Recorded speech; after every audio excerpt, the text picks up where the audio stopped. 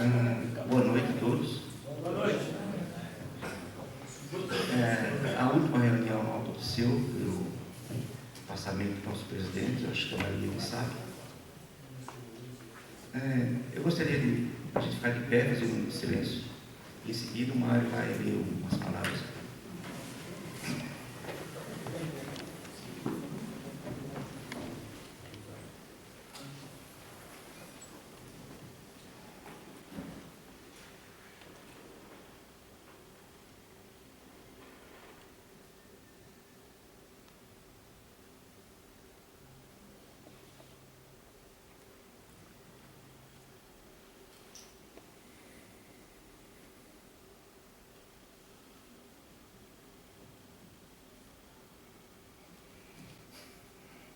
Obrigado.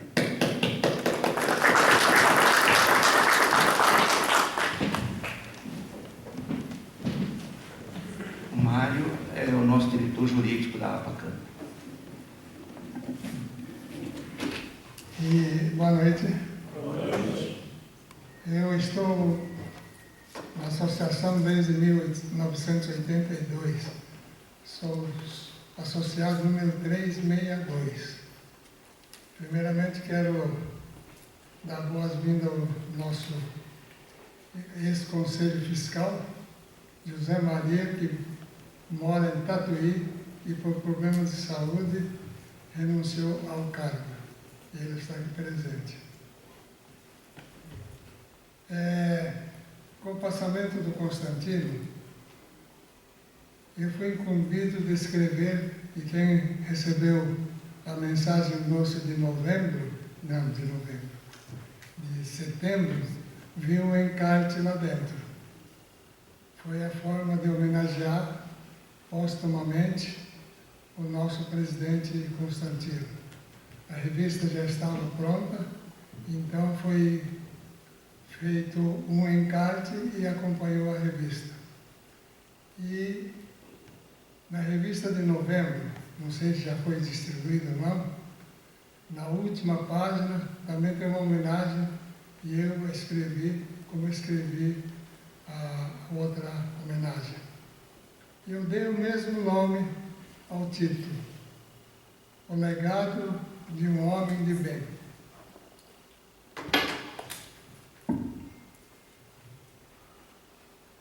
Tem umas palavras aqui antes.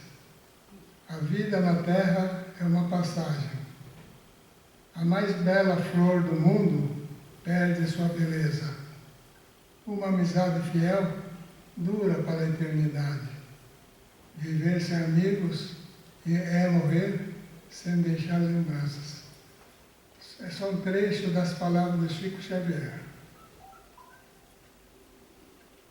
O legado de um homem de bem. Foi sob esse mesmo título que anunciamos aos leitores da mensagem doce número 148, de setembro de 2018, no encarte que acompanhou a passagem do nosso querido e eterno amigo e presidente Constantino Zara Filho, da nossa APACAM, no dia 20 de setembro de 2018. Perdemos, enquanto aqui neste mundo, o grande lutador pelas causas apícolas deste tão sofrido país. Foi professor de cursos de apicultura da APACAM durante mais de 35 anos, ininterruptos. Sempre juntamente com um ou mais diretores, e ministrou mais de 170 cursos. Então, vê que, para quem trabalhou mais de 35 anos ininterruptos, dando cursos, e ministrou mais de 170 cursos, não é para qualquer pessoa. Ensinou destarte as técnicas apícolas aplicáveis às abelhas africanizadas para centenas de pessoas que odiernamente são apicultores e que, na sua maioria, são hoje associados da APACAM. É de se ressaltar que toda a renda obtida com os cursos foi sempre integralmente revertida à APACAM. dirigiu desde que o conhecemos, em 1982, o que já vinha fazendo anteriormente, e até a data da sua ida, todas as reuniões mensais abertas aos associados e visitantes. Assim como sempre dirigiu todas as reuniões semanais da diretoria, pois foi presidente durante quase 40 anos. Participou efetivamente de diversos e importantes eventos apícolas realizados no país, normalmente em congressos brasileiros, muitas vezes como palestrante, assim como participou também em inúmeros congressos internacionais da Apimôndia. Árduo defensor do meio ambiente sadio, onde os insetos polinizadores, entre os quais as abelhas melíferas, possam efetuar seu trabalho mais importante, que é a polinização das espécies cultivadas ou naturais. Foi um dos criadores do lema da APACAM, abelhas a serviço da agricultura. A sua última luta relevante foi a de defender o uso controlado de agrotóxicos na agricultura, muito já proibido pela comunidade europeia e nos Estados Unidos. Acompanhou de muito perto, e o Eloy está aqui de testemunha porque também acompanhou, o Zomaro também, o trabalho do deputado estadual Padre Afonso Lobato, que visa a proibição de uso de aviões para o lançamento de agrotóxicos, o que vem exterminando todas as abelhas e também outros insetos e animais polinizadores, além de causar a intoxicação e doenças como câncer aos moradores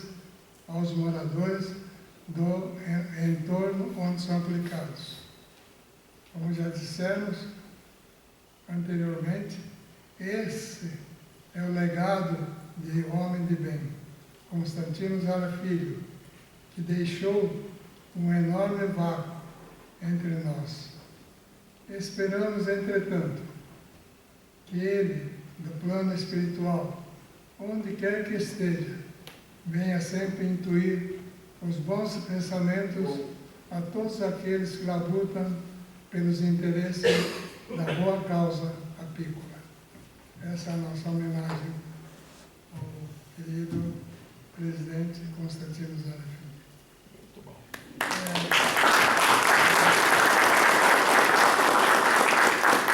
Aqui, falando um pouquinho do lançamento de agrotóxico via aérea, eu estive há uns 2 anos, retornei ali onde eu ministrei curso de apicultura a cerca de, não me lembro mais quantos índios.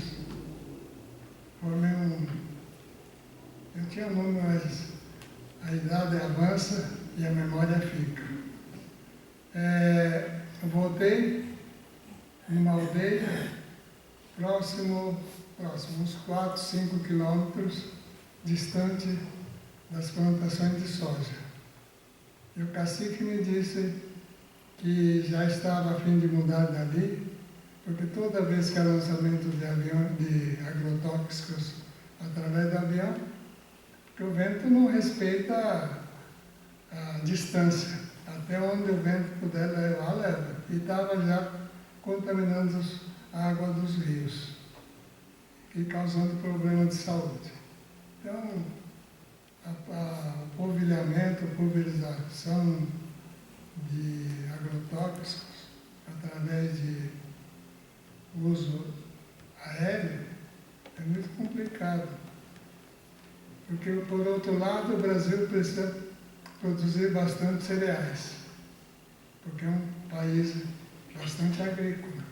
E há compradores no exterior, principalmente de soja e de laranjas. Então, é um problema muito sério e, no final, não sei quem vai ganhar essa contenda. Mas alguma coisa deve ser feita, porque achamos, né? Que do jeito que está, acho que não pode ficar.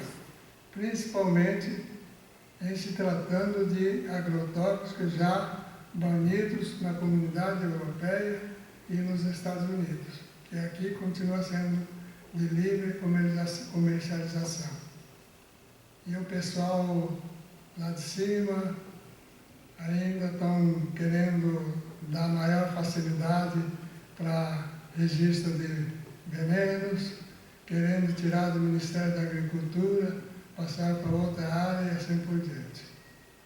E quem comandou na Câmara dos Deputados essa defesa dos agrotóxicos foi nada mais do que um deputado que no Paraná é como grande comerciante de agrotóxicos. Então, é assim que nós estamos cercados. O poder econômico ganha, é difícil.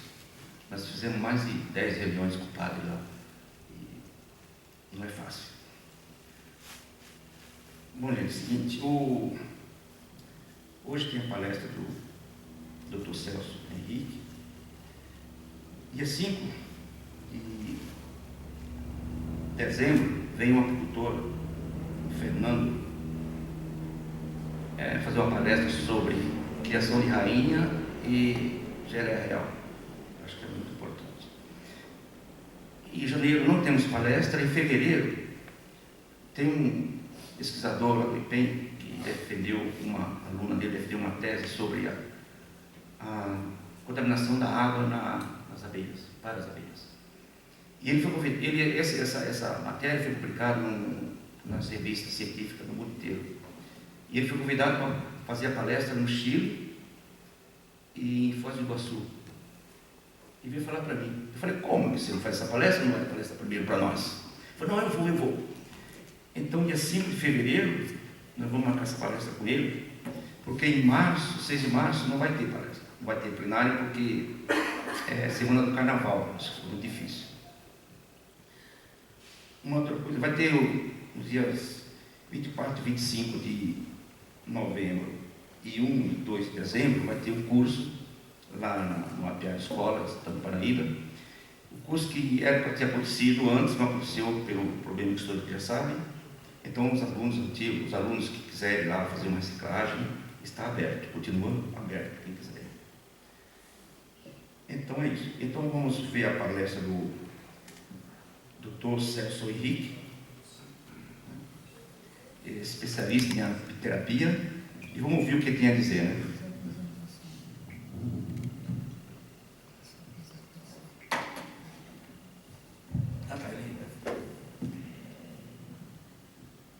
O Dr. Celso,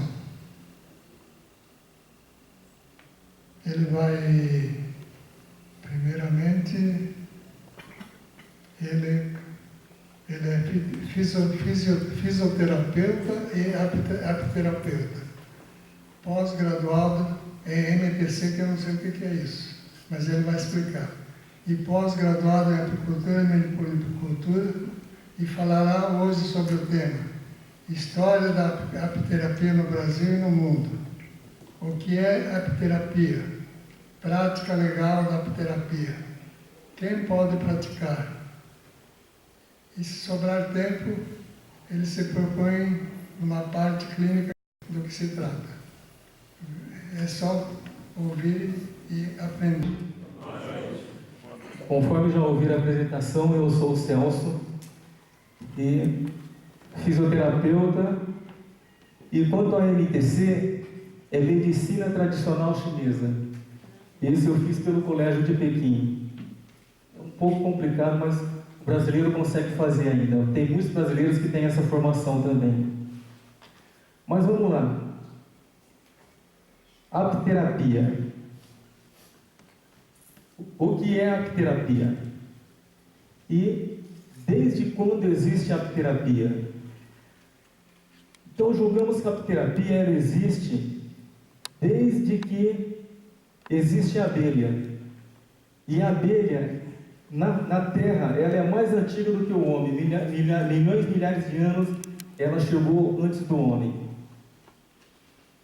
Muitas civilizações fazem alusão à abelha. Muito folclore também. A rainha Cleópatra, ela fazia testes com seus inimigos com o veneno da abelha. Ela pesquisava para ver qual que podia matar. Nessa época era mais perversa. Nós temos ali uma pintura rupestre e aqui um pergaminho. Esse pergaminho foi cópia deste. Ok? Hipócrates, 460 anos antes de Cristo a 377 anos antes de Cristo. Foi encontrado nos anais de Hipócrates. Ele falava sobre apiterapia e reumatismo. Então, ele não entrava tanto na parte interna. A parte interna que a gente diz a parte fisiológica. Ele falava muito sobre a ortopedia. E depois, posteriormente, seguindo Hipócrates, vem Galeno. Galeno também seguiu a mesma escola de Hipócrates. Também mais sobre ortopedia. Não existia cadeira ortopedia, então eu digo ortopedia para ficar mais fácil para vocês entenderem. Seria mais externa, né? E posterior a Galeno, nós temos o Dr. Philip Terp, que foi de 1984 e faleceu em 1917. Em 1988, ele publicou o primeiro artigo sobre apiterapia, também seguindo a mesma escola de Hipócrates e de Galeno. Ele fez um artigo falando sobre a apiterapia e a artrite. Então, a apiterapia moderna que devemos hoje é ao Dr. Philip Terp, foi um suíço.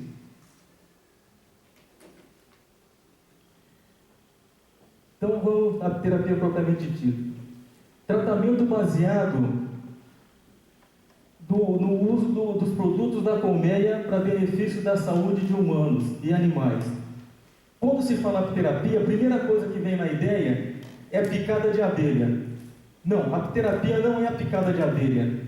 A apiterapia, então, é o uso dos produtos da colmeia, que são abelha, mel, pólen, própolis, geleia real, cera, larva de zangão e apitoxina. Só usamos a apitoxina em último caso. Eu digo último caso porque tem muitos casos internos que não precisa de apitoxina. Você pode entrar com qualquer outro produto da colmeia, que a apitoxina ela já é mais agressiva.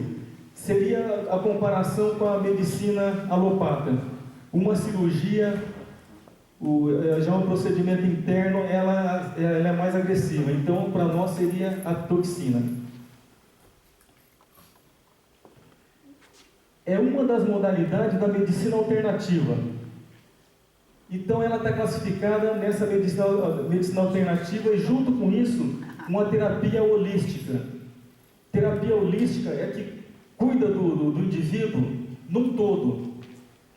Por exemplo, você reclama de um problema no joelho, normalmente o problema não é no joelho. Ou você reclama de um problema no braço, normalmente o problema não é no braço. Não que você não tenha que cuidar desse joelho ou não tenha que cuidar desse braço, desse ombro. Você vai sim cuidar do braço, vai cuidar do joelho também, ou que está acometido. Mas sempre tem a raiz do problema. Então, por isso o holístico, você cuida do indivíduo no todo, não só da queixa. Então, como eu disse lá atrás, produtos da colmeia e a abelha. Os romanos já faziam maceração de abelha, então eles maceravam a abelha e faziam um unguento, passavam nas feridas de soldado. A abelha ela é muito ácida. Se ela é ácida, então ela combate germe, e o germe mais comum que tem no ar são as pseudomonas. Pseudomonas é aquele, você machucou, logo faz aquela inflamaçãozinha, essas são as pseudomonas.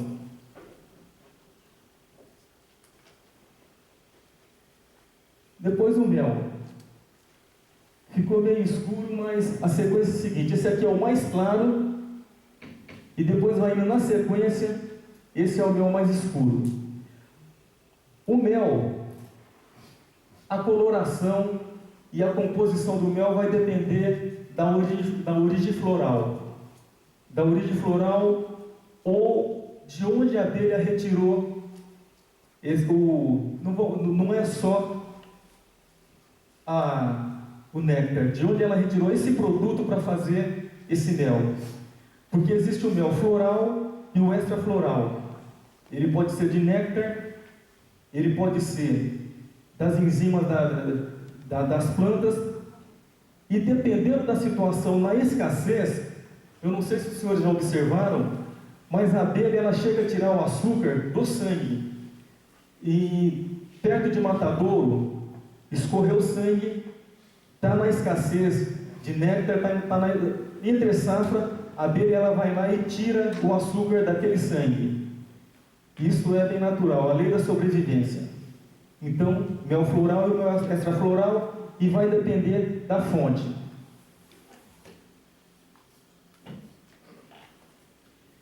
Ele é produzido a partir do néctar das flores, secreção de animais ou resina, conforme eu disse. E rico em vitamina C, D e do complexo B. De todas as vitaminas aqui, o mais importante para nós é do complexo B. Por quê? O complexo B é uma proteína que reveste a bainha de mielina. Quando a bainha de mielina está descamada, quando o neurônio está desmielinizado, é a falta do complexo B. Eu vou aproveitar, vou puxar para completar mais a ideia, tá? Exemplo, quando você toma muita cachaça.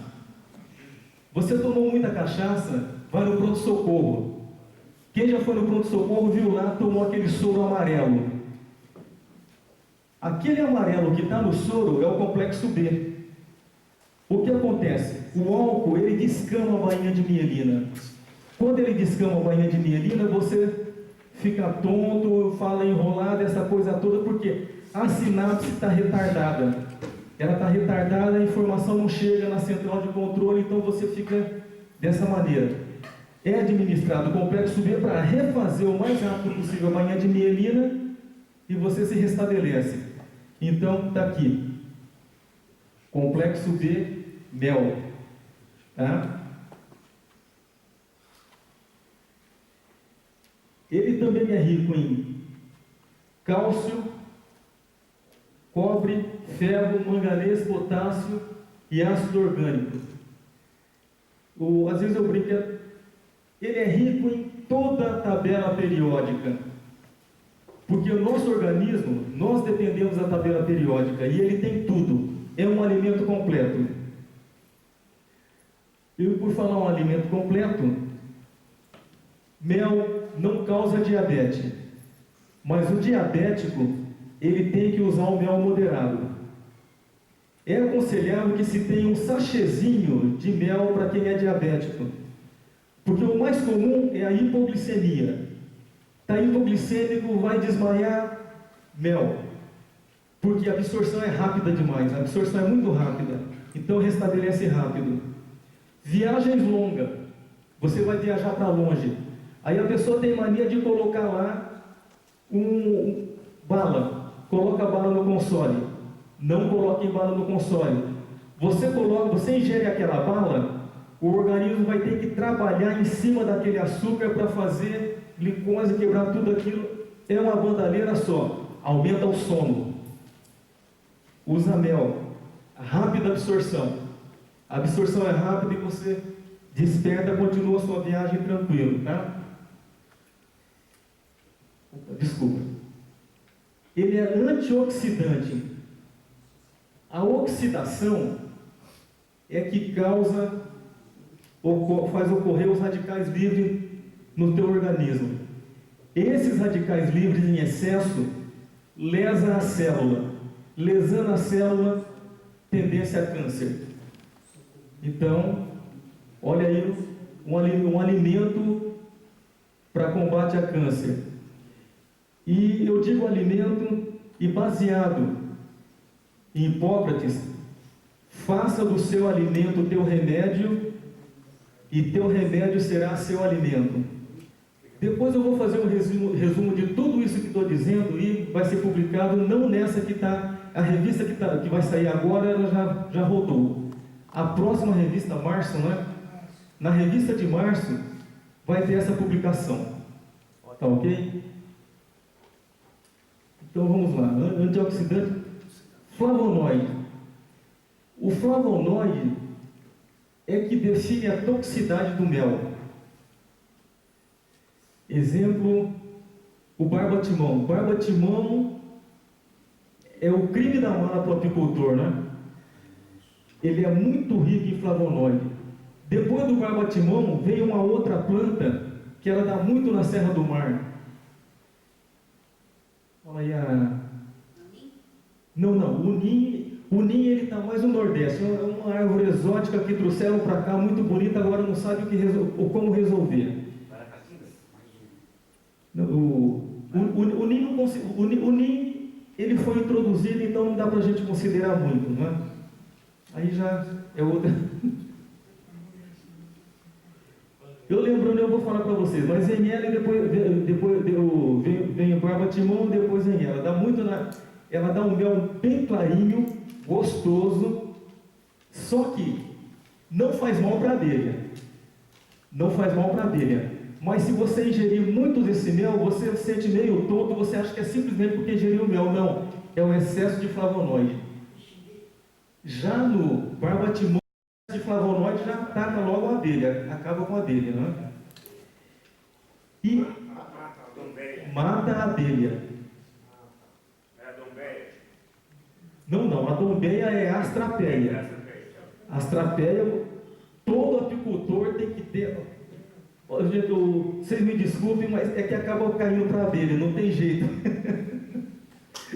Mas todo apicultor tem que ter o seu pasto apícola de astrapeia para interessar. Mas vamos lá. Alta capacidade hidroscópica. Capacidade hidroscópica é a capacidade que o mel tem para reter líquido. Por isso, quando você bate o mel, você não pode deixar muito tempo aberto. Tem que fechar logo, senão ele pega a umidade do ar e azeda. E devido a essa capacidade hidroscópica, você usa ele em ferida. No início eu disse que no ar ele é carregado de pseudomonas. Você já deve ter visto aquelas úlceras varicosas. Faz aquela ferida grande na perna. Usa em mel. Por quê? A pseudomona, ela é um peixe, ela é considerada um peixe também. Só que você não enxerga, ela é a nível microscópico. Ela morre de tanto ingerir. Você dá glicose, dá um açúcar para ela, ela explode. Ela come até explodir. E além do que? Está sempre fluindo aquela aguinha nas feridas, não está? Aquela aguinha não é simplesmente uma aguinha. Aquilo lá, além de ser a linfa, também é a umidade do ar. Aí ele já faz uma camada. Então, úlcera, varicose, mel. Machucou. Acabou de machucar. Não esquenta muito o mel. Não deixa ele passar de 36 graus. Dá uma mornada no mel. Bota o mel em cima da ferida. Bota o mel em cima da ferida. Espera mais ou menos uns 20 minutos e enfaixa. Façam isso, depois vê o resultado. E vou voltar um pouquinho e continuar falando de mel, que não está aqui, mas vamos falar. O mel não pode ser aquecido acima dos 45 graus. A maioria aqui é apicultor, ou a grande maioria, tem alguns aqui que eu conheço que não são apicultores, mas eu vou aproveitar e passar para eles. Para quem já sabe, reforça, quem não sabe vai saber agora. Por que ele não pode ser aquecido? Porque a partir do momento que você aquece esse mel acima de 30, Tem literatura que diz 36 graus, que é a temperatura ambiente dentro da colmeia. E tem literatura que diz 45 graus. Eu não sei se porque esses 45 graus coincidem com o limiar de transmissão elétrica no ser humano. Mas vamos lá, vamos chutar os 45 graus. Entre 36 e 45 graus. Quando você aquece o mel acima dessa temperatura, ela tem a presença do HMF, que é o hidróxido metilfurfurol. O mel, com a presença de hidróxido metilfurfurol, ele está propenso à proliferação de células cancerígenas, aumento de radical livre. E, para quem quer exportar o mel, se tiver essa presença, o mel é rejeitado. Eles não aceitam.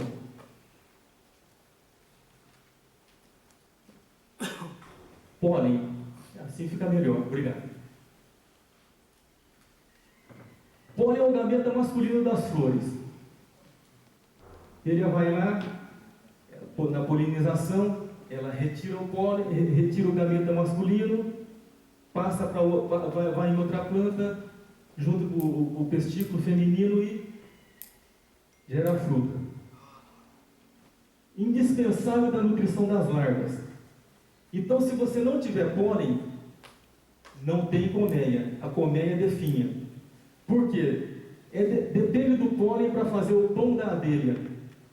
A larva depende do pão da abelha para a sobrevivência dela. Contém todos os aminoácidos essenciais. Dentro da área de saúde, quando se diz essenciais, essencial é aquilo que o teu organismo não produz. Você tem que ingerir. Então, essenciais, você vai completar toda a cadeia para a fisiologia. Diante disso, é claro que ele vai suprir as deficiências nutricionais. Então, o indivíduo passou por uma cirurgia, ou por alguma razão ele está desnutrido, você entra com o pólen e ele vai se restabelecer mais rápido. Tá? Câncer de próstata. O homem que tem câncer de próstata, ele tem que ingerir o pólen de tonelada. Eu brinco de tonelada porque é tonelada mesmo, comer o pólen o dia inteiro. E para quem não tem o câncer de próstata, um aviso: a partir dos 35 anos de idade, a próstata dilata. Isto é normal. Para desacelerar essa dilatação, pólen.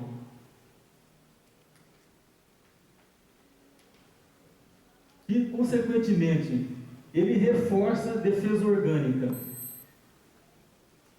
Se você aumentou logo após a convalescência com o pólen, automaticamente vai aumentar a defesa orgânica. Vai preferir distúrbio metabólico. O distúrbio metabólico mais comum é aquele que você come alguma coisa, isso não fez bem para mim. Pólen previne isso. Melhora o rendimento físico-mental. Aí entra o latim, mens sã in corpore sano. Corpore sano. Se o seu corpo está são, sua mente vai ser sã. Baseado em que também? Baseado lá no MTC, na medicina oriental. Seu corpo está sã, a mente vai ser sã, por quê? Não está gerando calor. Não está gerando calor, não está indo nada para o alto atrapalhar a mente. Quando você tem excesso de acidez, é excesso de calor. Chega em casa, faça a experiência, liga o fogo, põe uma folha em cima, vai ver que levanta a folha. Aqui dentro é a mesma coisa. Excesso de gás, gerou calor, vai subir. Todo gás, a tendência é ele subir. O que eu disse para vocês anteriormente, combate o problema de próstata, arteriosclerose, fragilidade capilar e envelhecimento precoce. Como? Aterosclerose. Aterosclerose é diferente de arteriosclerose.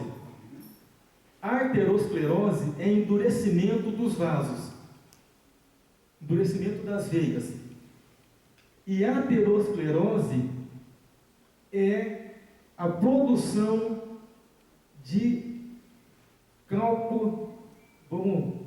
carocinho de gordura na veia, placa de ateroma. Essa placa de ateroma, o sangue batendo nela, com o tempo acaba deslocando. Desloca. Enquanto ela está circulando em vasos calibrosos, não tem problema. Você pode sentir uma dorzinha aqui, uma dorzinha ali. Às vezes não é nada, mas às vezes já é ela. Mas quando ela pega vaso ou vênula, já causa problema. Exemplo, o infarto do miocárdio e o AVE. O AVE sendo hemorrágico ou isquêmico. Hemorrágico é quando estoura a veia. Aquela plaquinha se deslocou, ela entupiu a veia, o coração fez força para continuar mandando sangue para irrigar lá na frente, estourou. Ou então isquêmico, porque faltou o sangue, né? Ele é hemorrágico ou isquêmico. Então, consequentemente, ele vai combater a fragilidade capilar. Os vasos vão ficar não endurecido, mais resistente. Combatendo a fragilidade capilar, evita envelhecimento precoce, porque o sangue vai fluir normalmente pelo seu organismo. O sangue vai chegar aonde precisa chegar, vai ter o fluxo normal, sem problema nenhum. Própolis. Todo produto da colmeia, com exceção da abelha, indiretamente, vai depender da origem, vai depender do local de onde ela tirou, vai depender da matéria-prima de onde ela tirou. Aqui nós temos o própolis verde, ele está meio escuro, mas é o própolis verde. Então, o própolis verde, o mais comum que vocês conhecem, é tirado do alecrim do campo. E depois nós temos os outros tipos de própolis. Dá para apagar um pouquinho? Não deu para ver, mas isso aqui é uma barra de própolis vermelho. E aqui é aquele própolis que é considerado de segunda e às vezes nem é comercializado. É aquela borra ou então é aquela goma, dependendo da origem. O própolis vermelho, ele é originário do mangue, é da Dalbergia. Pode acender. A planta chama-se Dalbergia. Primeira vez que ele foi descoberto, lá nos mangues de Alagoas. Quem descobriu é um amigo meu, a gente chama o Edivaldo. O Edivaldo, a gente chama conhece ele mais como Edmel, né? Todo mundo conhece Edmel, ninguém conhece Edivaldo. Ele observou que estava tendo um própolis diferente nas colmeias dele. Ele passou meses perseguindo a abelha até descobrir aonde é que a abelha estava pegando essa resina. Ele descobriu que era da albergia. E esse própolis preto, sabe Deus de onde a abelha colheu? Uma coisa é certa: sujeira não é, tá? Porque a abelha é muito limpa. Então, produto resultante das resinas, botões e de certas plantas. Coloração de acordo com a origem. E diante disso, a composição é variável. As abelhas usam para restringir a entrada, fixar peças, embalsamento e asepsia na colmeia. Se você não fecha o alvado no inverno, a abelha ela vai trabalhar muito rápido, ela acaba restringindo. Ela diminui a entrada do alvado para não entrar muito frio. Agora tem esqueci o nome dessa colmeia que eles deram. Não é melgueira inteligente, não. Mas tem a melgueira que tem a fresta. Bota lá. Não, o nome da melgueira. Eles deram um nome aí científico. Então, tem lá você deixa aberto, a abelha fecha, a abelha vai fechar aquilo, e é uma judiação para a abelha, ela trabalha muito para fechar isso. Embalsamento. A abelha, ela mata por peloteamento. Entra algum animal estranho na colmeia, ela peloteia o animal e mata por asfixia. Mas, se entra um camundongo muito grande, ela mata por asfixia e ela faz a limpeza, ela retira de dentro da colmeia. Mas se entrar camundongo, é normal o camundongo entrar em colmeia. Principalmente em apiário de, não vamos dizer manutenção ruim, manutenção péssima. Apiário de péssima manutenção, o camundongo vai lá, não para comer o mel, o camundongo vai para comer a cera. A abelha mata esse camundongo. Se deixar ele lá dentro, vai apodrecer e vai acabar com a colmeia. A abelha vai ter que ir embora, né? Não. Ela embalsama esse animal com um própolis. E também asepsia. A abelha nasceu, ela nasce, ela retorna para o alvéolo, limpa, logo vem as outras, fazendo a sepsia do berço, ela faz a sepsia com própolis, por isso que fica os favos ficam pretos daquele jeito. Se você cheirar aquele favo, quanto mais preto, menor é, porque foi remontando camada de própolis ali. E se tiver suja, a rainha não bota.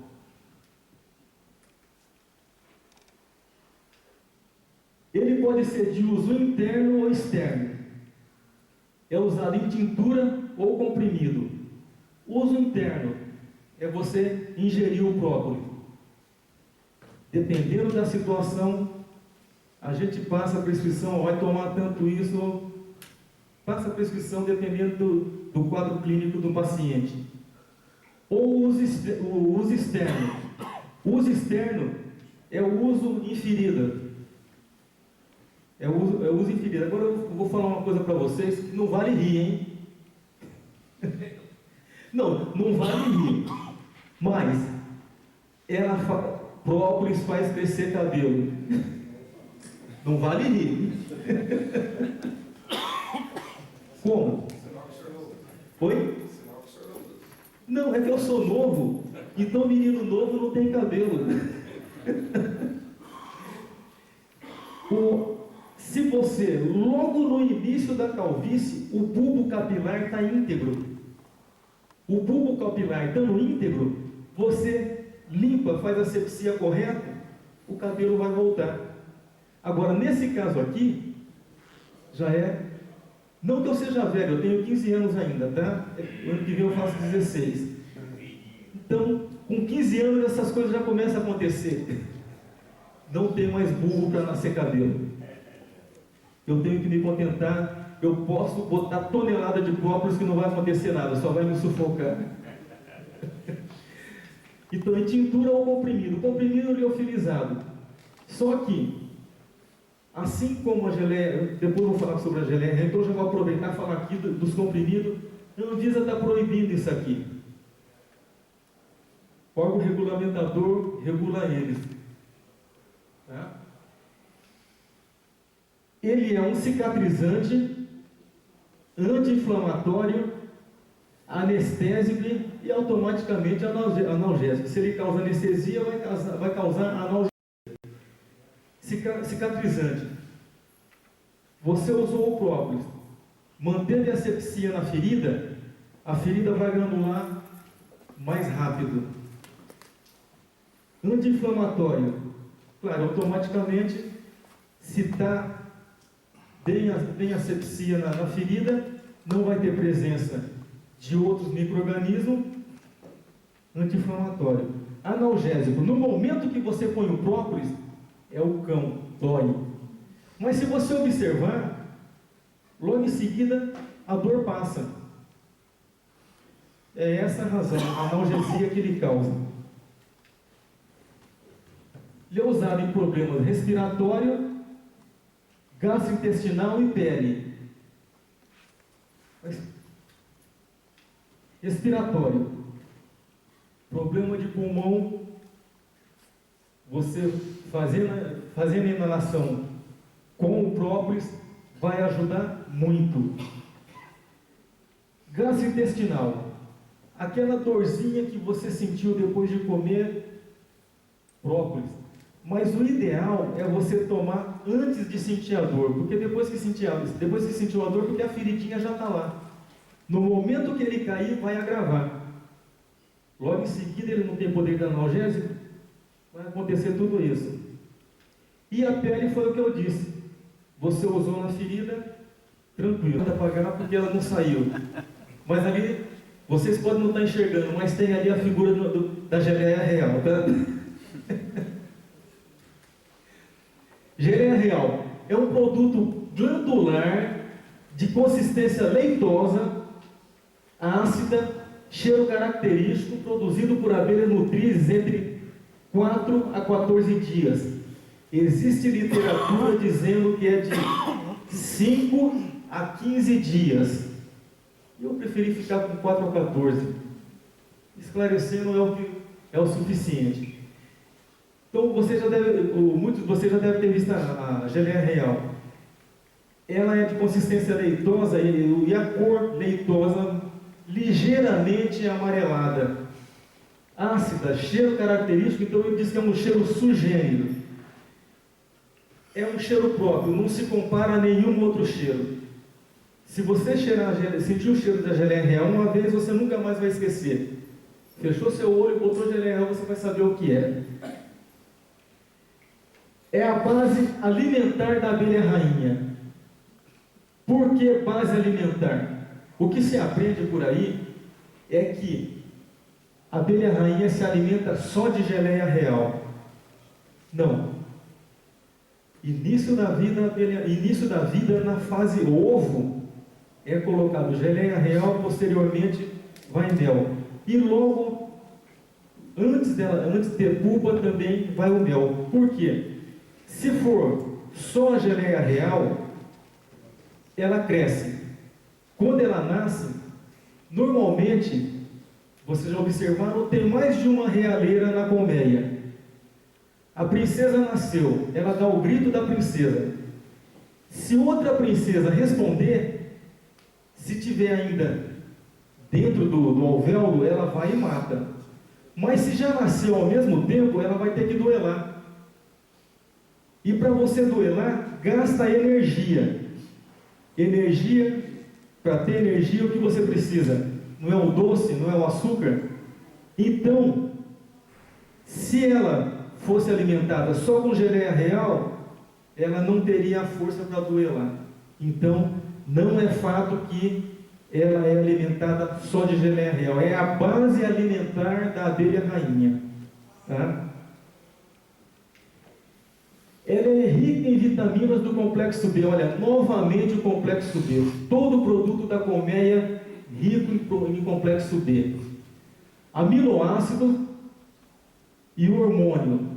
Esse hormônio aqui é principalmente o hormônio juvenil. O hormônio juvenil é que dá a ela aquela característica de ser maior do que as outras.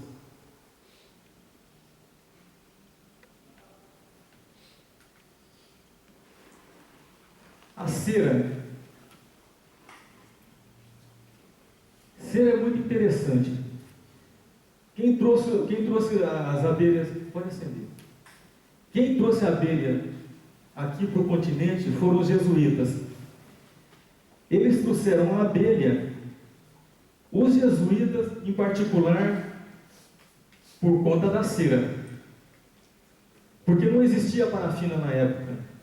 Não existia parafina e tinha que fazer vela. E a vela era feita só de cera. Então os jesuítas exploravam mais a cera. Ela é utilizada pelo homem desde os primórdios. Desde os primórdios por quê? Ela era usada também para embalsamar. As múmias, além do preparado que eles tinham lá, entrava a cera nesse preparado. A mais importante é do gênero Apis, que são as nossas abelhas. Tá? Ela é secretada por 8 glândulas que existem no abdômen da abelha. E uma coisa bem particular, a cera, você deve ter visto já a resistência de ferro de passar roupa. Os mais antigos conhecem, os mais modernos não conhecem. A criançada brincava muito, quando estragava o ferro, brincava com aquelas plaquinhas. Aquele é um minério chamado mica, não é? Quando a abelha está produzindo cera, parece mica que está saindo. E quando entra em contato com o ar, é que ela adquire a cor. A cor de acordo com o alimento que ela teve, de acordo com a base alimentar dela. Ela possui mais de 300 substâncias. E se você pegar uma literatura mais moderna, vai aparecer os números. Dia a dia, cada pesquisador encontra mais uma coisa para botar lá. Então é muito dinâmico. Tudo sobre a apiterapia, tudo sobre a abelha, é tudo muito dinâmico. Você encontra uma coisa aqui hoje, amanhã tem outro contestando, olha, é isso, mais isso. Então é muito dinâmico. O dinamismo é chocante.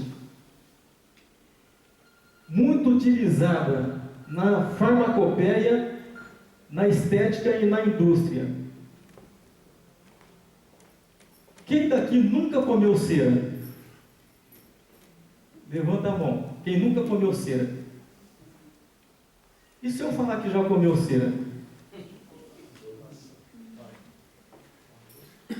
Os que levantaram a mão nunca tomou nenhum comprimido? Depois, tem cera?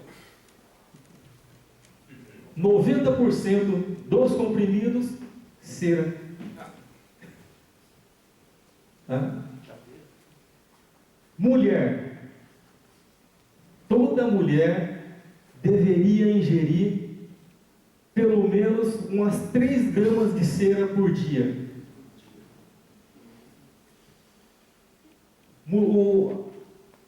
Pela educação, a mulher ela retém muito fezes. A mulher é muito enfesada. A mulher é enfesada por natureza.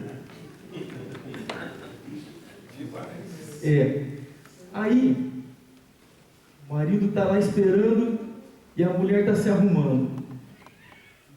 E ele está lá esperando e a mulher está se arrumando. Ela não observa. E principalmente quando a mulher, ela tem aquela tendência pela educação a ser muito do lar. Por mais que ela evita, ela é muito do lar. Pode ser aquela mulher bem sucedida, ela ainda vai cuidar da casa. Tem os horários. Ela levanta, ao invés de ir para o banheiro, não, eu tenho que fazer isso, eu tenho que fazer aquilo, e passa da hora de ir para o banheiro. Ela não vai defecar. Essa é uma das maiores razões pela qual a mulher é enfesada. O homem não, o homem é um bicho mais largado. Eu vou agora mesmo e acabou. Tá? Aí ingere a cera, a temperatura acima de 36 graus no organismo, ela vai hemolizar todas as fezes e vai limpar o intestino, principalmente o delgado. É a parte de absorção, é a parte onde mais ocorrem as úlceras. A dor, dificilmente você sente dor deste lado. Quando você sente dor deste lado, já é para cirurgia, porque está o baço. Normalmente você sente dor desse lado, porque entrou o alimento, machucou o delgado. Cera para hemolizar e logo a primeira porção. Tá? Na estética,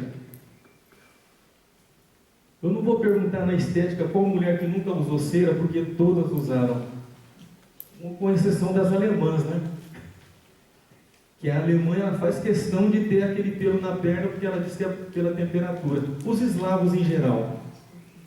Então, depilação, principalmente, shampoo e alguns sabonetes.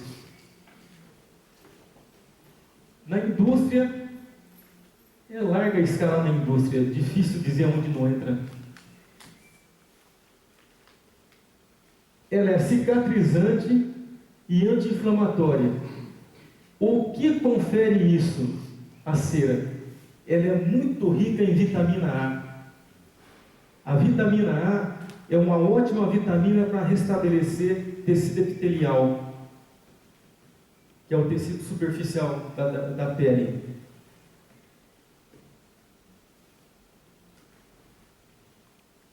Larva de zangão. Eu vou contar um milagre, mas não vou contar o santo, tá? Mas eu tinha um aluno que quando eu falava em larva de zangão, ele ficava meio maluco. Não vou falar que ele está aqui também, porque senão eu vou deixar ele meio constrangido.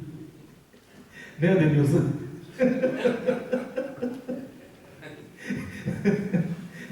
Era muito engraçado. Larva de zangão. Com a larva de zangão produz-se o apilarnil. O que é apilarnil? Quem descobriu esse raio de apilarnil? Nicolas Iliesio. Eu não sei ler isso aqui direito, mas eu escrevi, tá, gente? Iliesio. Eu não sou russo, então fica meio complicado para falar. A língua dá um nó que legal. Ele era um jornalista russo e apicultor e pesquisador. E a Rússia, ela está anos-luz na nossa frente na apiterapia. Nós estamos engatinhando. 1950 foi quando ele descobriu isso. Aí deu o nome a ele. Apilarnil. Ap de abelha, lar de larva, N de Nicolas e il desse nome aí, tá?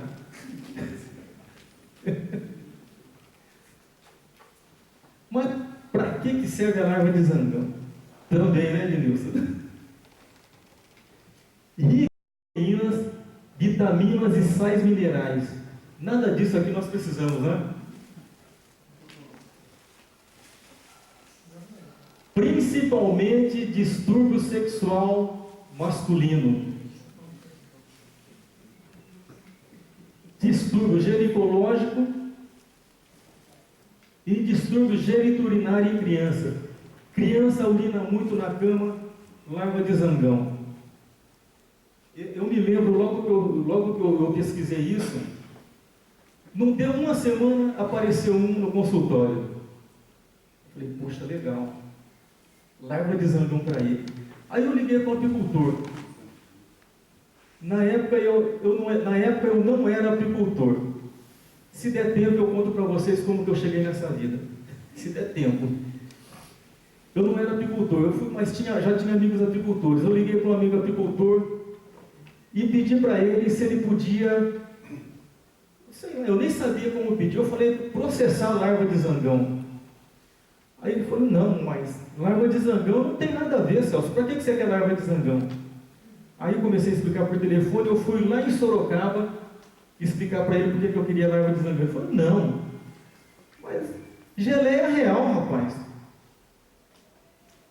Aí lá vai eu explicar para ele por que a larva de zangão. Resultado, até hoje eu não consegui quem me arruma apilarnil. Mas assim que eu tiver tempo eu vou começar a dar uma olhada nisso. Porque tem tempo de vida para você recolher esse zangão.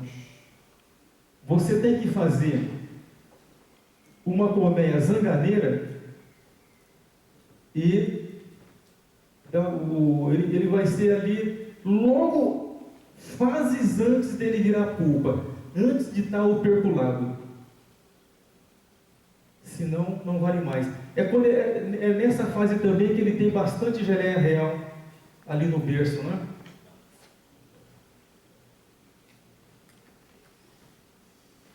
E aí, por fitotoxina, vocês podem não estar vendo, tá?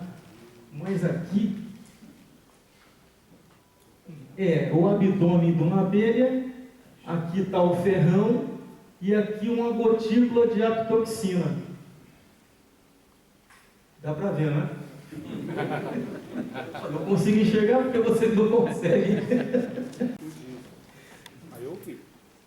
Boa parte dos apiterapeutas, principalmente aqueles que se dizem holísticos, o viajam um pouco, eles não gostam que falam apitoxina. Mas se fosse uma palestra para apiterapeuta, eu jamais diria apitoxina, eu não traria esse termo apitoxina. É essência da abelha. Cada um no seu quadrado, tá? Mas vamos lá. Ela é produzida para a defesa da abelha. É uma neurotoxina. O que quer dizer neurotoxina? Ela tem predileção ao tecido nervoso. Então tem o que a gente chama de estroma. Estroma é tudo aquilo que não é corpo de neurônio e que não é axônio, mas é aquele elemento que dá estrutura para o sistema nervoso. Ela tem predileção a isso. As operárias têm de 100 a 150 miligramas.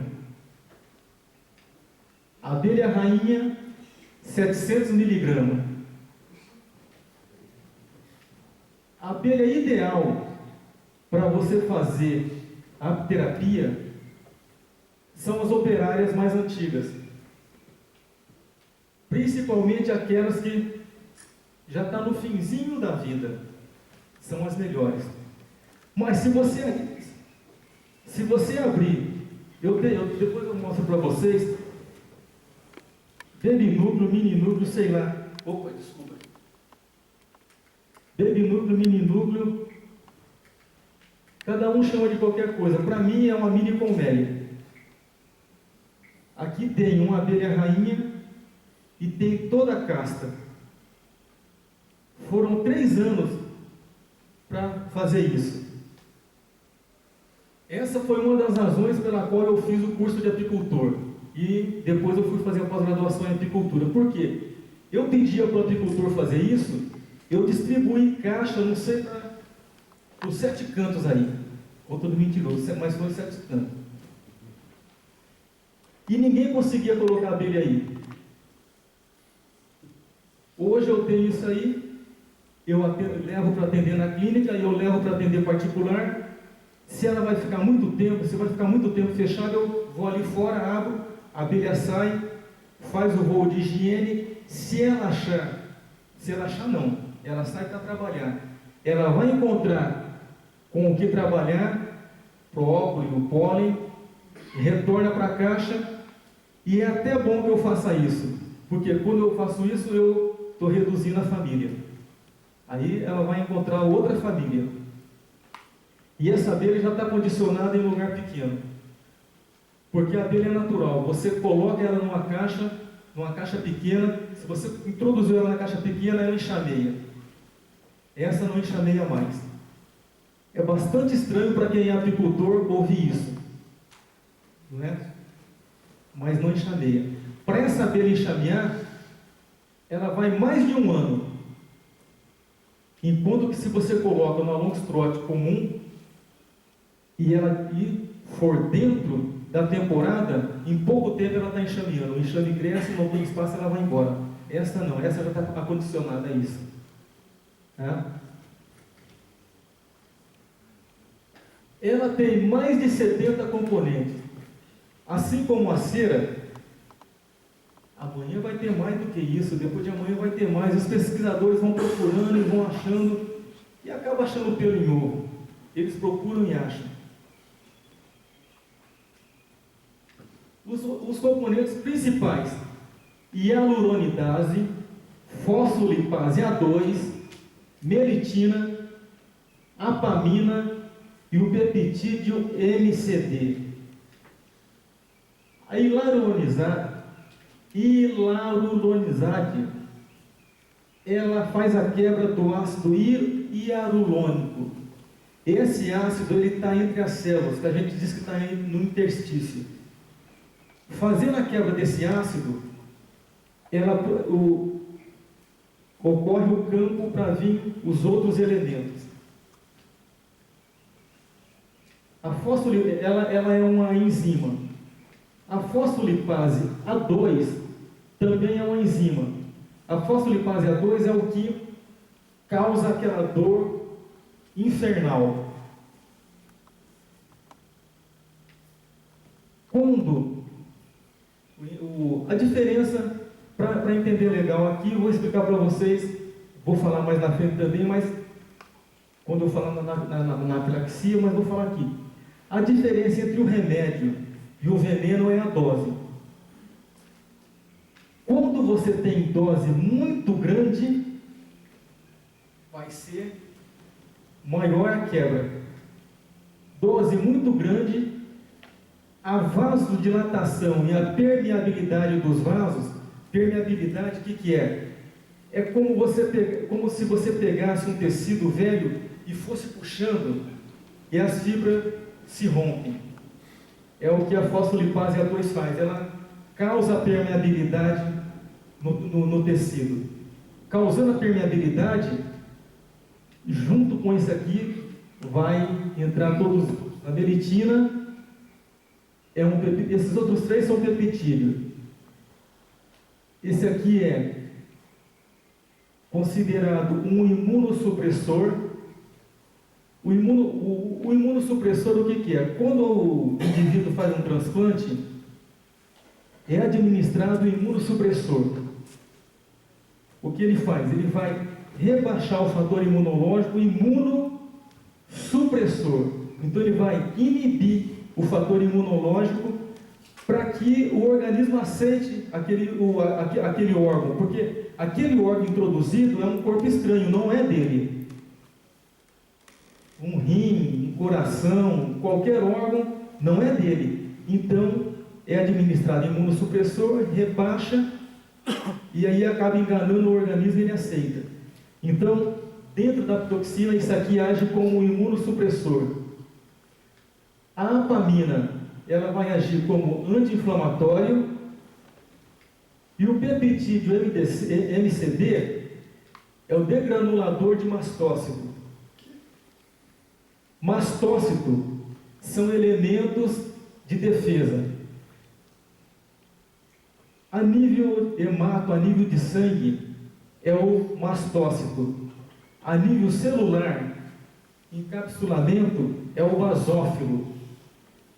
Então nós temos esses dois elementos, são os mastócitos e os basófilos.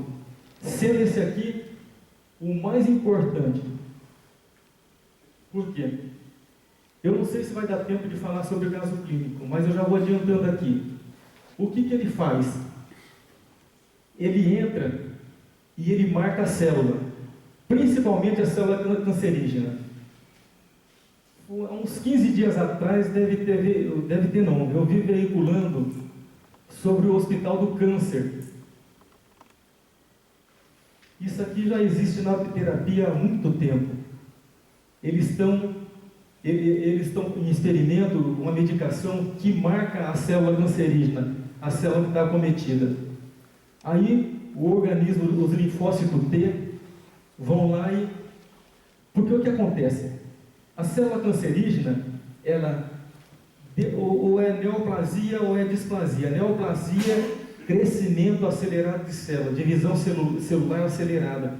E displasia é distensão de célula acelerada. E junto disso, o que faz? Ela decodifica o DNA da célula boa. Então, ele passa, exemplo aqui, ele passa procurando quem é o ladrão aí. Está todo mundo igual. Aí vem o peptídeo MCD, ele quebra a máscara. Ele quebra a máscara e deixa uma marca na célula. Aí quando o linfócito T vem, ele vai procurar, opa, esse aqui está marcado. Venha. É isso que ele faz. E é isso que estão descobrindo agora no Hospital do Câncer. Tá? Eu já falei boa parte aqui. Anafilaxia, ou choque anafilático.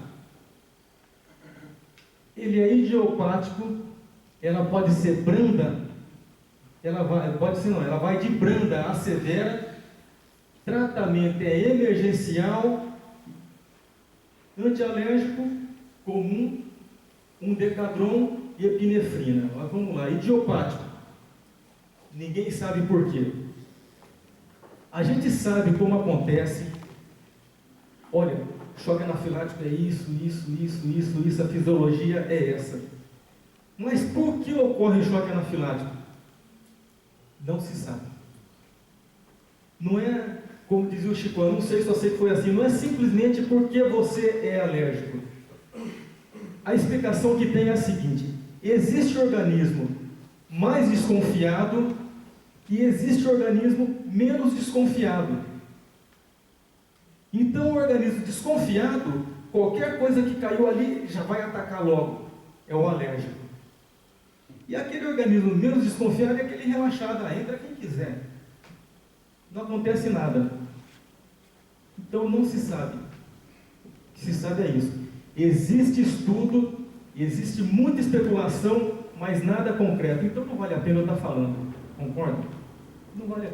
Não vale a pena dizer eu acho. Não existe. Ela vai de branda a severa. Mesmo que você não tenha alergia, seu organismo não é desconfiado,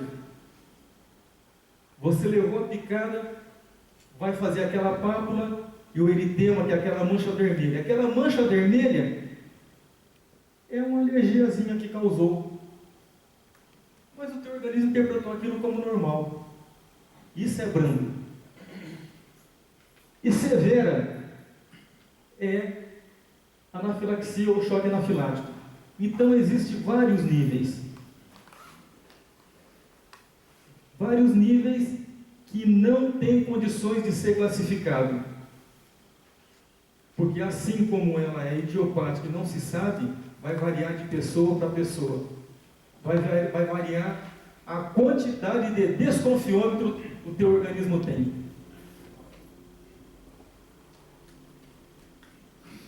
Tratamento emergencial. Quando é anafilaxia, tratamento emergencial. Você observou, avermelhou, olho vermelho, vaso, é fácil, é vasodilatação intensa. Vamos esperar um pouquinho, vamos botar embaixo do chuveiro, vai resfriar. Não bota embaixo do chuveiro, bota sim embaixo do chuveiro. Você vai botar embaixo do chuveiro enquanto está sendo providenciado o transporte. Enquanto está sendo providenciado o transporte, você vai entrar com um antialérgico ou com um decadron, e com a epinefrina você nunca vai entrar, porque a epinefrina é só a nível hospitalar. Quando você chega no hospital acometido por anafilaxia, choque anafilático, eles vão injetar a epinefrina. E dói, hein? Dói mais do que a picada da abelha.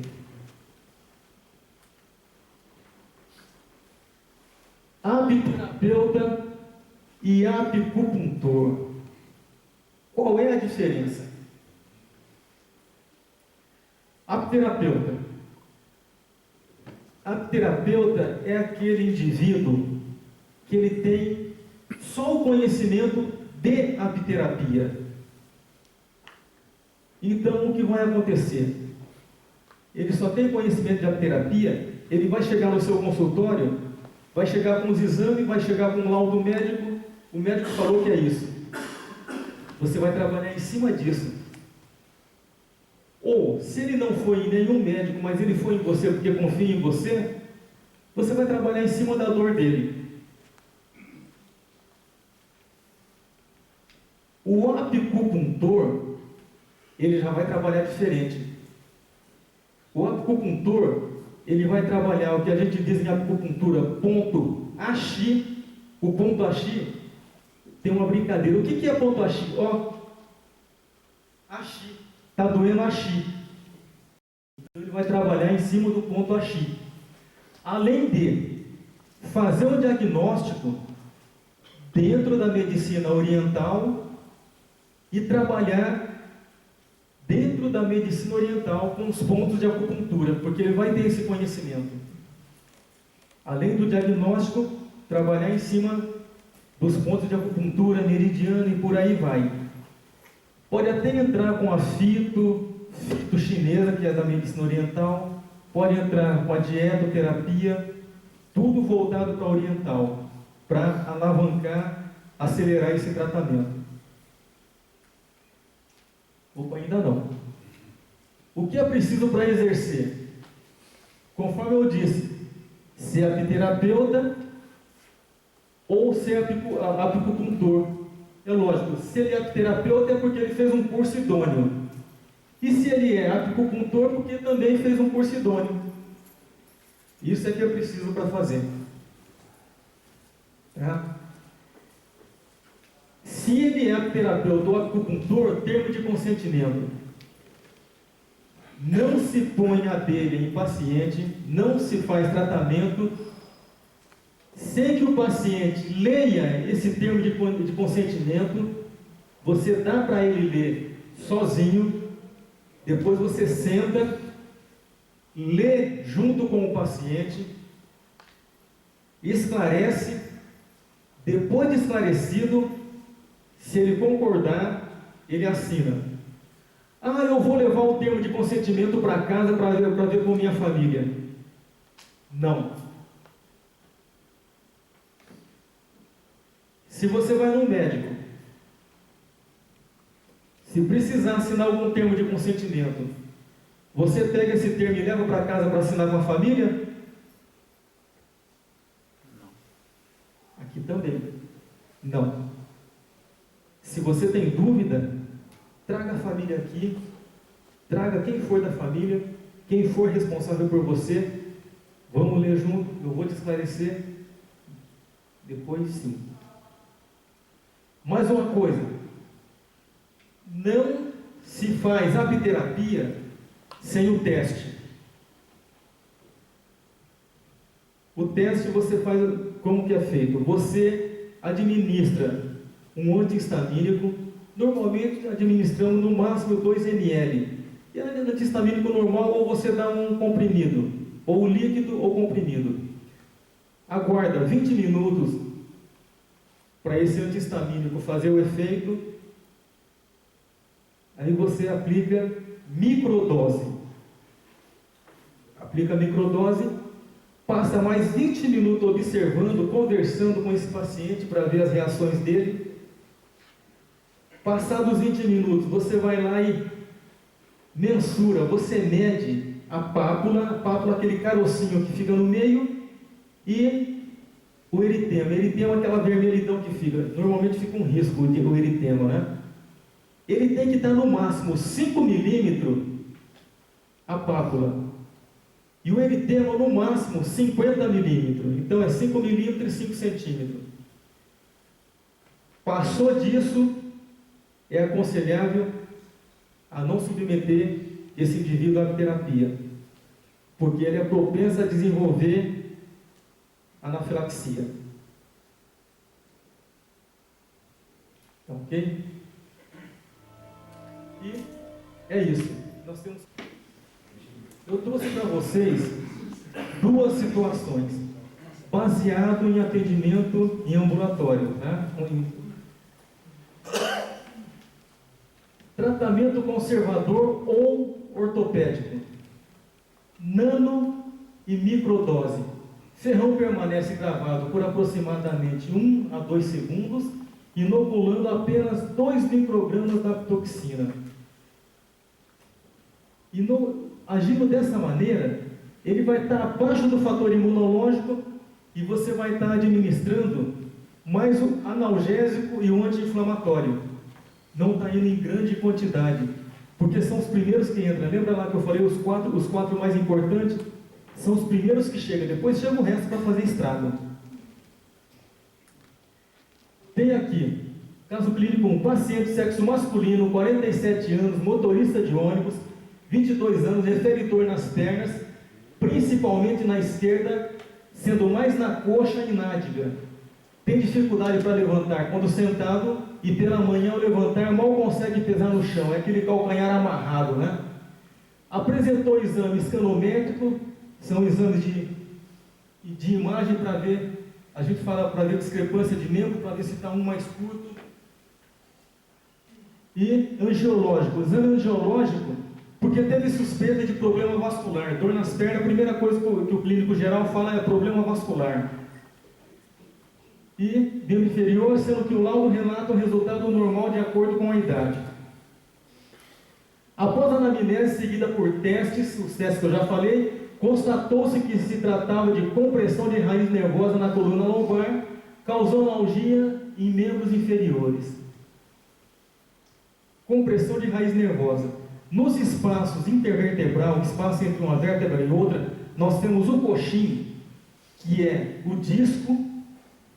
Quando ele é comprimido, ele causa hérnia de disco, aí a gente diz que ele extrusa, ou extrusa para a esquerda, ou extrusa para a direita.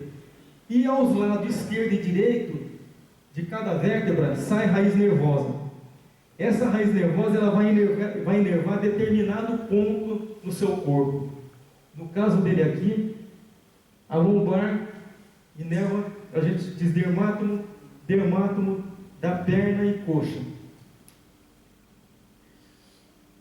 Então, a toxina foi aprovada e iniciou-se a sessão semanal. Após a 4ª sessão, houve resultado satisfatório.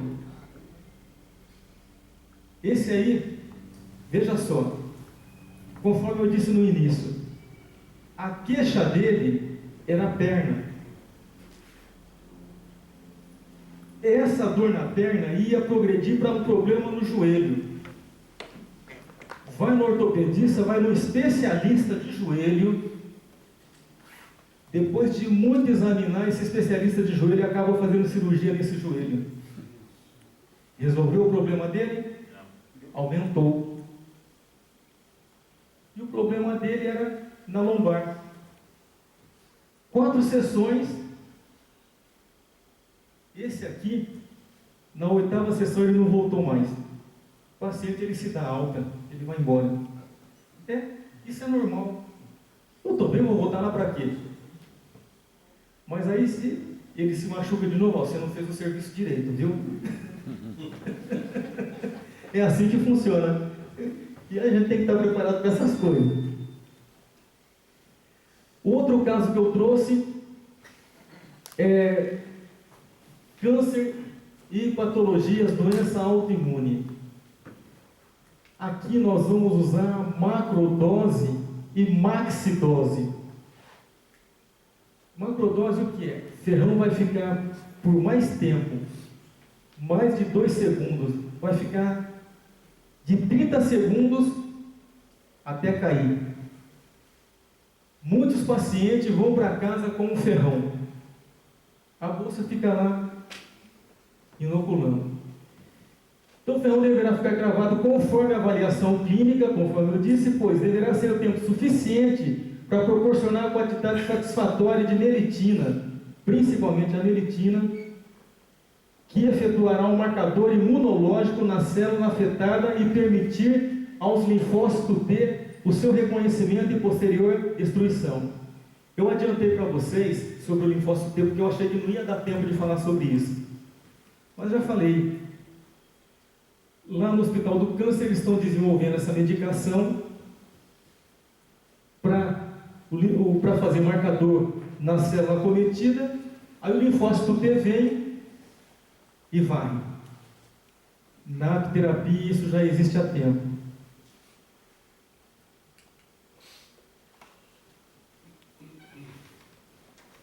Então vamos lá. Paciente de sexo feminino, 59 anos, secretária executiva, sedentária, nódulo na mama direita.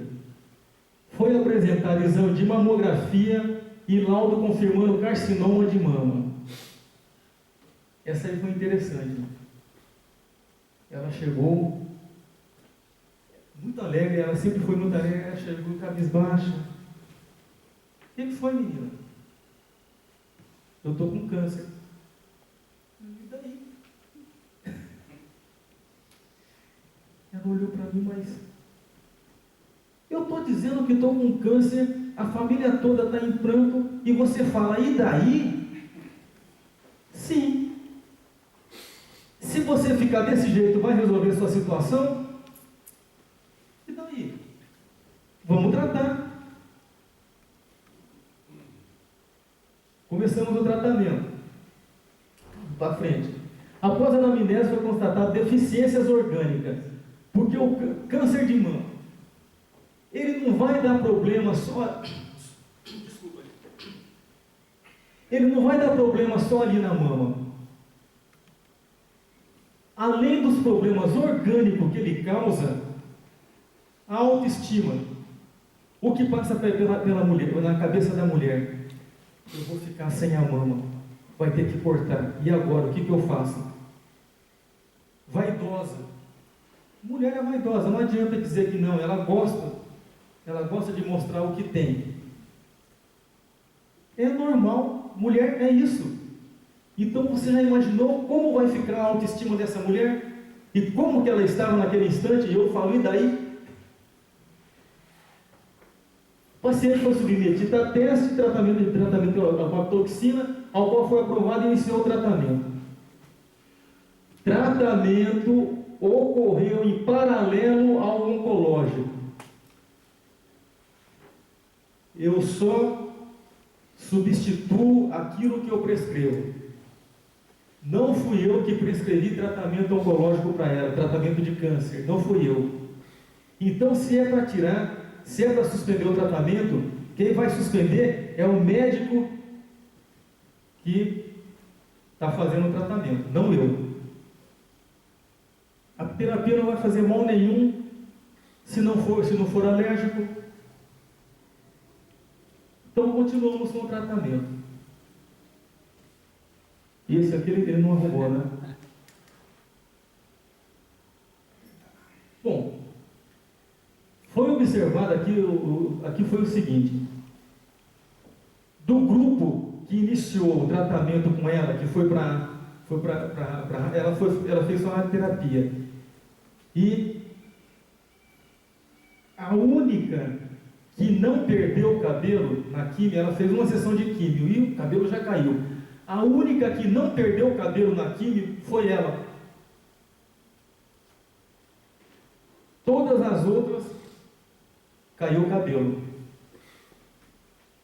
Às vezes a terapia funciona, né? E lembra que eu disse sobre o pólen? Ela não estava com uma deficiência violenta.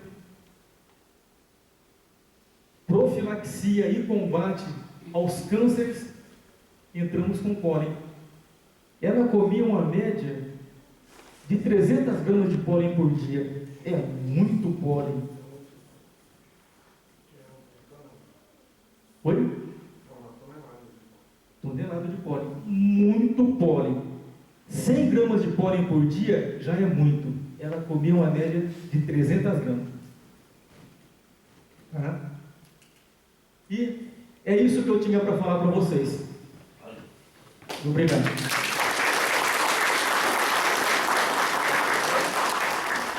Ele vai sortear todas as cidades na lista de presença? Não, porque não assina, por favor. Ele vai sortear 3 consultas aqui no Pérezão, né? Aqui na Nata. E eu acho excelente. Uma coisa aqui, Celso, lá na Turquia, nós tivemos no congresso lá, sabe? Lá eles consumem mel, tudo com cera. E outra coisa, o uso de abelhas, não tem tido problema com o uso de abelhas na terapia? A pergunta está dentro de anafilaxia. Se não tem tido problema. Quando se faz o teste, lembra que eu disse, mede a pápula e o eritema. Você vai tratando do paciente. Isso eu aprendi a duras penas, não foi em curso. Eu aprendi, foi um choque meu aprendizado. E hoje eu procuro ensinar. Então, eu não observei que foi aumentando. Fez o teste, está apto, vamos embora. Vou falar da primeira, vou falar de 2 só. Vou falar da primeira e do último. O primeiro a gente nunca esquece, né? Aí, estou fazendo a aplicação na paciente, sentada na maca. De repente, eu olhei para ela e falei: ô menina, marca aí embaixo do seu queixo, o que é isso? Mas foi muito interessante. Uma foto já está. Não pensei duas vezes, o marido dela estava do lado de fora. Entra fulano. Ele entrou, segura. E já corri no Decadron. Quando eu me virei, ela já estava deitada. Eu injetei o Decadron. Foi uma base de... Olha, não foi 1 minuto para restabelecer. Vamos exagerar, 1 minuto. Conseguiu trazer de volta. Mas eu já tive um outro caso, que é o meu sócio. Aí, certa vez, eu viajei, deixei ele cuidando, ele mandou uma imagem para mim. O que é isso? O rosto dele estava uma pamonha. O que foi isso, rapaz? A abelha picou na minha orelha e eu fiquei desse jeito. Vamos observar isso, né? Foi quando eu nessa época, eu já estava medindo. Aí, passado mais algum tempo, dessa vez eu estava junto. A abelha picou no dedo dele e o dedo direito, o braço ficou parecendo o braço do Popeye, em fração de segundos. Olha, isso não está certo não, vamos parar. Você não vai mais fazer a terapia, você vai adiantar na amnésia e passa os pacientes para mim que eu atendo. E foi assim que fizemos. Fizemos isso por mais de 1 ano. Passar dessa fase, ô Celso, vamos fazer um teste, vamos ver como é que está? Olha, eu vou fazer um teste com microdose. Não, faz com macro. Aí, olha, o negócio é o seguinte, quem vai fazer o teste sou eu, então eu decido como eu vou fazer.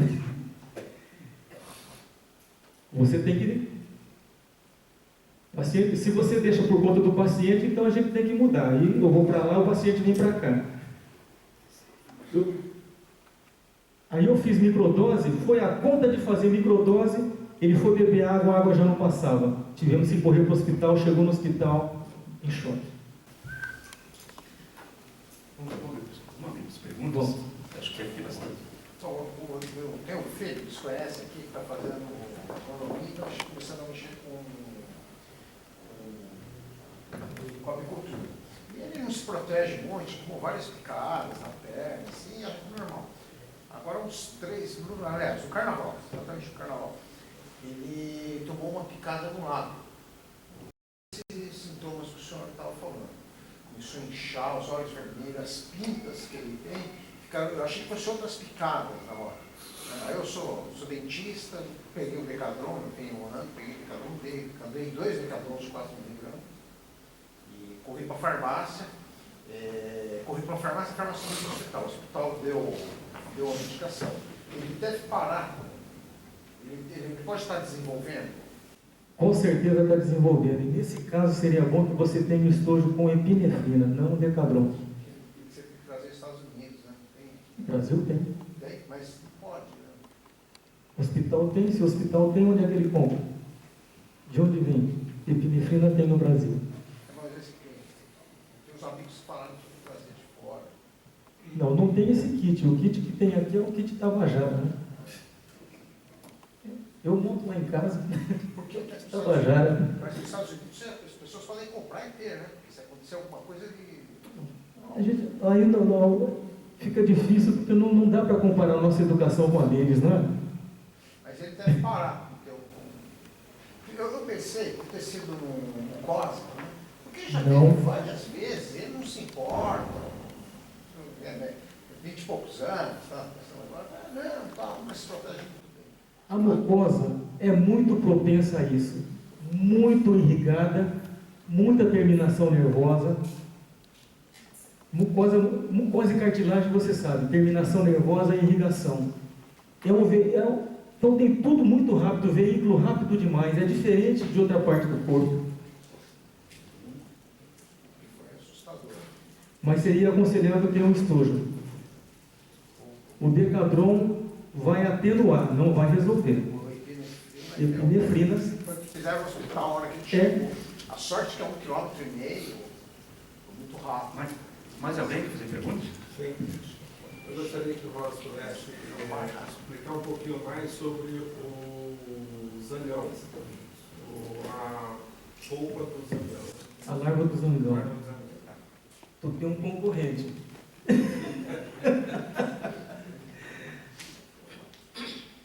O que você quer saber sobre a larva do zangão? Vamos lá, vamos ser mais específicos. Como é que extrai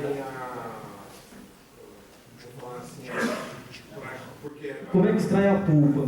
é real, você vai lá No alvéolo, e extrai. mesma coisa. Eu não vi como é feito esse processamento. O que eu tenho sobre a larva do zangão, gente, é literatura. Ele quer saber sobre como é feita a extração e processamento também, né? O que eu tenho sobre a larva de zangão é literatura. Eu não tenho nada prático. Então, eu deduzo que seja como se você fizesse uma enxertia. Quando você vai fazer enxertia, você não vai pegar a larva lá dentro? Seria a mesma coisa que enxertia, só que você não vai levar para a cuba. Você vai processar ele. E como é feito esse processamento? Não sei. O senhor falou a respeito de decadron e epinefrina. Fenergan e adrenalina, pode se usar? Adrenalina é o mesmo epinefrina. Beleza. E o Fenergan? O Fenergan é um antihistamínico comum. Ele pode ser o líquido ou comprimido. O Decadron já é injetável. O Decadron está acima do Fenergan. É mais imediato. Doutor Celso, tem contraindicação para quem faz uso de substâncias alucinógenas, ou então essas pessoas que faz uso de anabolizantes para fazer o tratamento? Correto. Era aquela outra parte. Quem faz uso de anabolizante, exemplo, o camarada, ele, vamos dizer o linguajar popular, ele está desenganado pelo médico. Aí ele vai lá procurar um apiterapeuta. Ó, o camarada lá falou que você resolve. Você pergunta. Você vê o perfil do sujeito, não é? Você vê o perfil, então, dado a vivência clínica, você dirige a pergunta. Se chega uma senhorinha, eu não vou perguntar se ela faz uso de anabolizante, eu vou. Se chega um senhor, você já tem experiência, você não vai perguntar. Mas se chega um camarada lá, você vê o perfil, a primeira coisa que você pergunta, conforme diz, bombadão, você faz uso de anabolizante? Faço. Olha, nem vou fazer o teste em você. Mas se ele insiste em fazer o tratamento, eu tenho um termo de tratamento com anabolizante e sem anabolizante. O que o anabolizante faz? Anabolizante, ele acaba com o fígado e rins. Fígado é um órgão que ele produz mais de 5.000 substâncias. Também, assim como a abelha, cada dia encontra mais coisas.